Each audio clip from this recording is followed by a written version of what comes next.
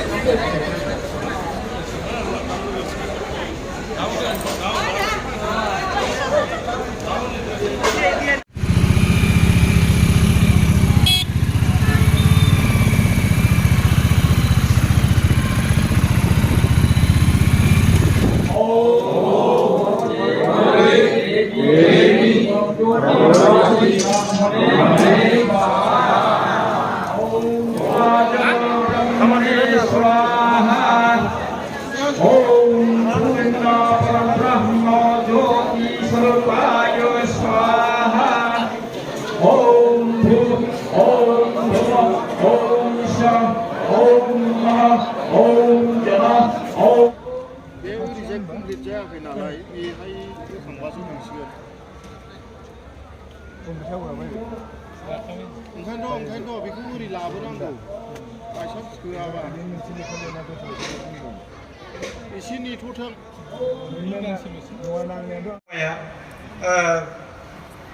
बिजाबनि शास्त्र बिजाबनि मदद लानानै स्र' खालामनानै होदों आरो दिनै बे बाबायानो बे गांद' बिजाबफोरखौ बर' राव सोलायनानै बयबो बेखौ गोरलैयै बुजिनो हानाय बायदि माने दानस्लायनानै होदों। बे दानस्लायनाय खामानिया जोबोद गोब्राब जोबोद गिदिर बेबायदि बेखौ जुदि मोजां रोखोमै हाइलाइट खालामोबा बे बिजाबा जोंनि सत्य धर्मनि जि गांद' बिजाब बे बिजाबा माने ओरैबायदि सना फिथर बेखौ माने जों बेखौ गुवार सार्कलाव लांनो हायोबा बे बाबाया बेखौ दानस्लायनायनि थाखाय जोंनि बर' जाथिनि माखासे जातीय संगठन जेरै साहित्य सभा दुलाराय बर' फरायसा आफाद बा साननो हनो गोरों जोंनि बर'फोरनि मेलेमजिबि इन्टेलेक्सुवेल्स गार्डियान्स बेफोर बिथांमोननिफ्राय बहुद माने मान मोनथाव जोङो 9 रिंगानि 5 मिनिट सिगां जोङो दिनैनि हाबाफारिखौ जागायनो सानदों। बेनिखायनो आइजो बाबाफोरखौ केन्देल सिङाव फैनानै डिसिप्लिन भाबै बयखौबो जिरायनो थाखाय खावलायहरनाय जाबाय। ॐ पूर्ण परब्रह्म ज्योतिष्वरूपाय नमो नमः।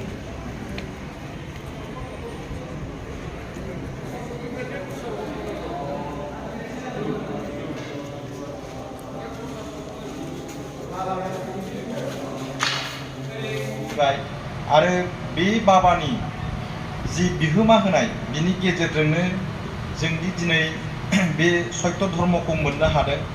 दा बिनिखायनो जोङो बाबाया थांनानै थानाय समाव मा हाबा मावलांदोंमोन आरो बे बाबाया जोंनो मा बोसोन होलांदोंमोन बेफोर गासै बाथ्राफोरखौ जों जेसेबां हायो एसेबां दिनै गुवारै जों सावरायगोन। बेनिफ्राय गुरुदेव कालिचरण ब्रह्म बाबानि जिउ खौरांखौ फरायथिनायजों लोगोसे जोङो बेवहाय शास्त्रबो फरायथिगोन। जोंनि सत्य सनातन एबा ब्रह्म धर्मनि दुलाराय ब्रह्म धर्म आफाद आरो मोनसेया जाबाय स्वरूप स्थिति प्रसार संसद। दा बेवहाय जोंनि स्वरूप स्थिति प्रसार संसदआ अल ब्रह्म धर्म जि आफाद दं मोनसे कमिटि बे कमिटिया गुरुदेवखौ जेरैबायदि मान होयो बा जेरैबायदि सिबियो जोंनि सिबिनाया एसे गुबुन रोखोमनि आइमोन बाबामोन। गुबुन रोखोमा ओरैबायदि बै दुलाराय ब्रह्म धोरोम आफादा बिसोरो गुरुदेवनि मुसुखा बानायनानै बेखौ बिबार माला गानहोनानै बा बिबार होनानै बिसोरो बे बाबाखौ मान होयो। किन्तु जोंनिया जाबाय मा शास्त्रनि बोसोन बायदियै शास्त्रआव खुनु माने बिबार माला गानहोनानै माने मान होनो थिनाखै। दा बै बोसोनफोरखौ मावनानैसो जों माने गुरुदेवखौ मान होयो आरोखि। दा बिबार बावनानै जों मान होआ। दा बाथ्राया ओरैबायदि जोंनि नैबे अमृत सागर बिजाबावनो माने बिबारखौ खानानै मुसुखा एबा अन्थाइ एबा बिफाङाव फुजा दाहो होननानै माने बुंनाय दंखायो। बिबारखौ सोरजिनायनि इसोरा मोनसे उद्देश्य दङ। जुदि जोङो बेखौ खानानै बे जायखौ एसे आगोलाव मख'दों बेफोराव जुदि फुजियोब्ला सिबियोब्ला बे माने परमात्मानि बोसोनखौ माने सिमफायनाय जायो। दा बेखायनो मावनो हायो। लेखा रोङैनि खामानि मावनाया संसार सालायनाया मेगन खाना लावथि बुग्रोमनानै आन्दासै लामा थाबायनाय बायदि। लेखा गोरोंना मेगन गुनुनि लामा थाबायनाय बादि। लेखाखौ गरंनिफ्राय सिखावा खावनानै लांनो हाया, दाखायदा लुथिनानै लांनो हाया। बिदा फंबायजों गुबुन जाब्लाबो लाइ लथरखौ राननानै लांब्लाबो बिद्दाखौ लांनो हाया। सिखाव दाखाय बिजिरनाय गैयै हिंसा, निन्दा, दानज्लाय सुज्लाय, रागा, आंखाल निदान गासिबो धोरोम गैयिनि थाखायनो जायो। बर'फोर, नोंसोर सिखाव दाखाय गुन्दाफोरखौ दामाव। सोरबा आबादारि, सोरबा साख्रि, सोरबा फालांगि मावदो, दानाय लुनाय सोलोंदो, लेखा गोरों जादो। दाउसा फारौ हाथारनानै इसोर सिबिनाया महा पाप जायो। दाउसा फारौ होयोब्ला थैया रानलाङो, खर' मोदोम मानसिया जायो, बोर बिनानै मोना जायो। निदान आफोदावबो इसोरखौ सिन्थियो। जायहा जेसे मोदाय होयो बिहा निदानानो जोबनो गैयासो जायो। इसोर सिबिनायाव बेफोर दामग्रा मुवाफोरखौ दामोब्ला इसोर सिबिनायाव दिदोम गोसो थाया आरो इसोर सिबिनायाव रंजानायासो बारा जायो। इसोर सिबिनायाव रंजानो मोना। आइ मावफ्राबो इसोर सिबिदो, उन्दैफोरखौ अननो फोरोंदो, थार बाथ्रा बुंदो फोरोंदो, गाव गावनि फिसायखौ मान हो आरो अननाय होनानै गोजोन रायजो जादो। बे गाव गावनि फिसायखौ मान होदो होननाया जोंथ' फिसाय जाबाय नालाय बोरै बुंना लाबावनांगौ बेखौलाय? बेखौ बे सारु मामनासो बुंनांसिगोन नङाबा एसे दस्रा बुजिगोन ना। गाव गावनि देहा न' बां सि जोम थुरसि लथा साखोन सिखोन लाखिनांगौ। माइ गरसेखौ मोसौ मासेखौ थाखा थाइसेखौ जोथोन लाखिनांगौ। गथि बाहायनानै जानांगौ। गावबो माहारियाव माबोरै जौगाहोनो हानो साननानै जानांगौ। बेखिनियानो बाबा। फोथायसुला, धोरोम गिख' आरो भद्र आखुखौ नुनानै गुबुन हारिनि मानसिफ्रा थगायनानै आरो सुसिनानै जानो गोरलै मोनदोंमोन।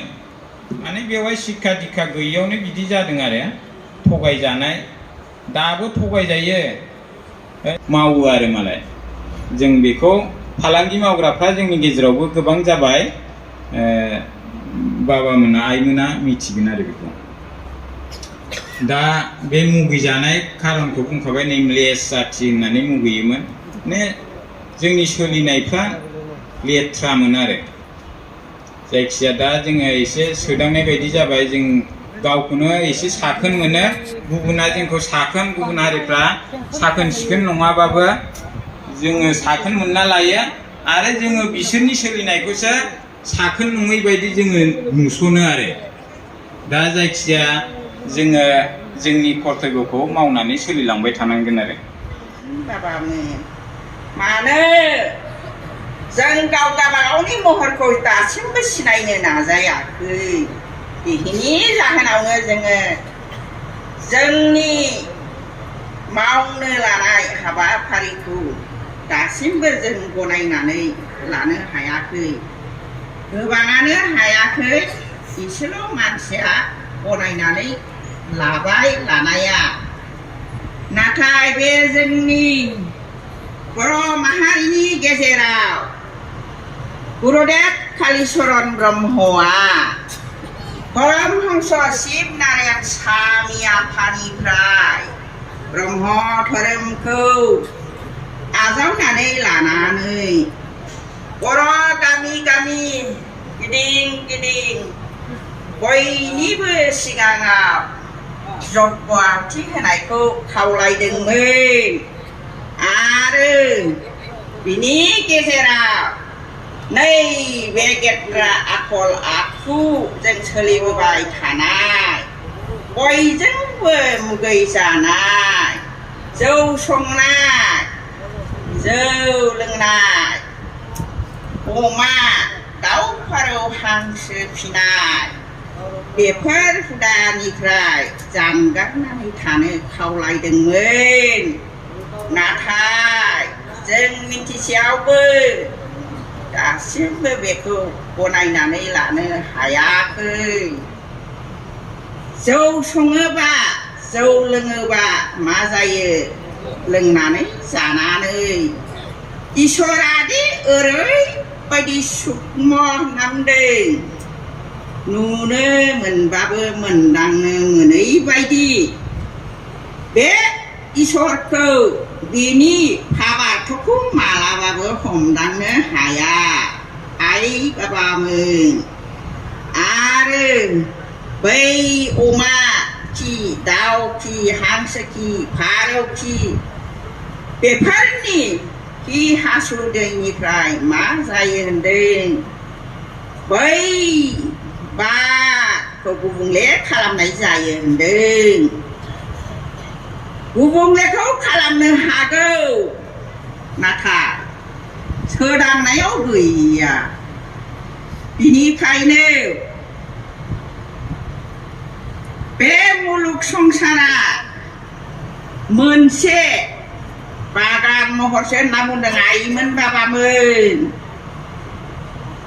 मानसिखौ ओरैनो जानानै थानानैल' थाबाय थानो सोरजियाखै हाबा मावनो थिनदों मुलुगखौ फोसाबनांगौआनो जादों जों मानसि हारिनि आखायावसो इसोरा गावनो बहुरुप जानो होननानै सिगां मा खालामदों हाखौ सोरजिजेनदों जेरै गाइखेर दाखा बायदि सायावबो दै सिङावबो दै सारि भागाव एक भागल' हा बेवहायनो सोरजिजेनदों इसोरा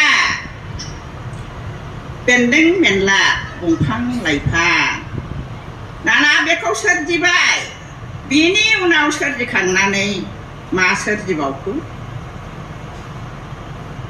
दाउमा दाउसा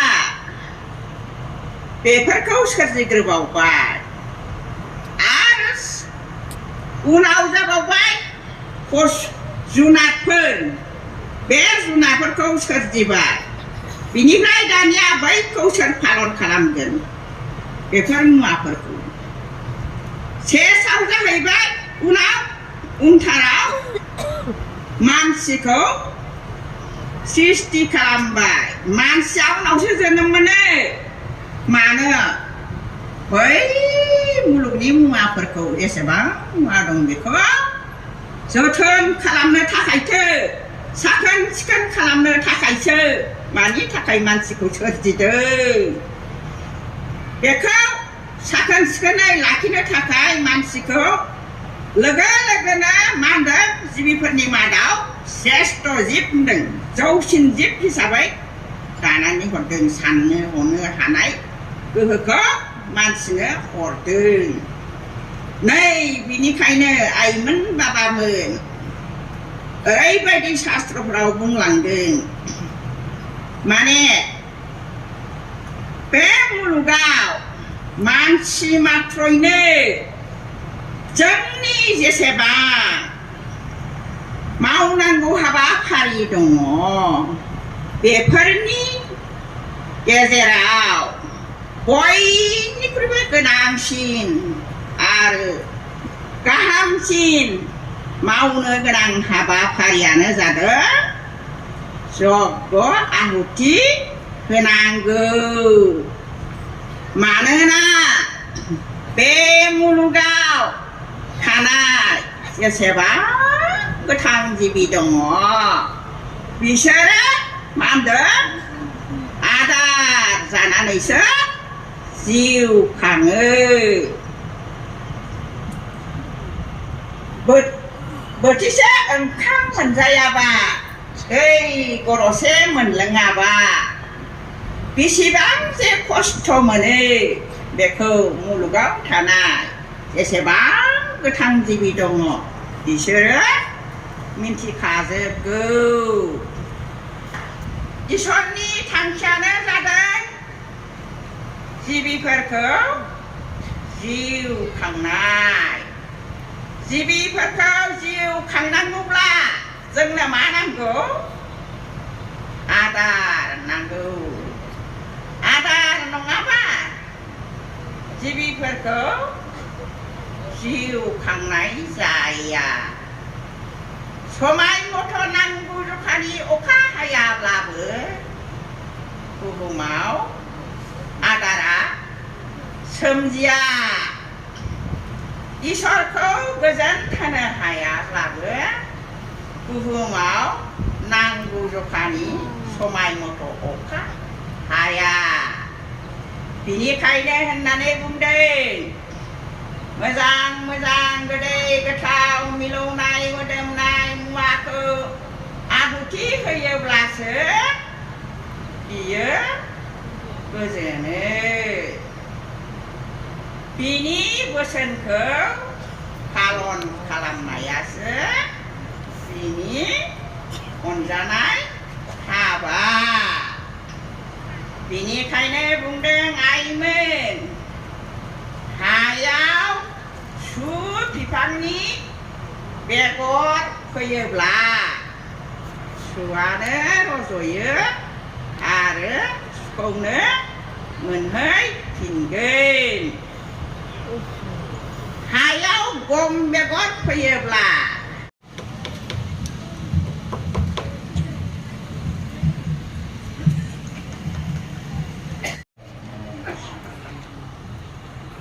मानगोनां जोंनि बे 85थि गुरुदेव कालिचरन ब्रह्मनि थैनाय एबा गोसोखां सान फालिनाय हाबाफारिखौ आफादगिरिनि मास लानानै दैदेननाय जोंनि सुलुसिति प्रसाद संसद सा सानजानि मानगोनां उप अधिनायक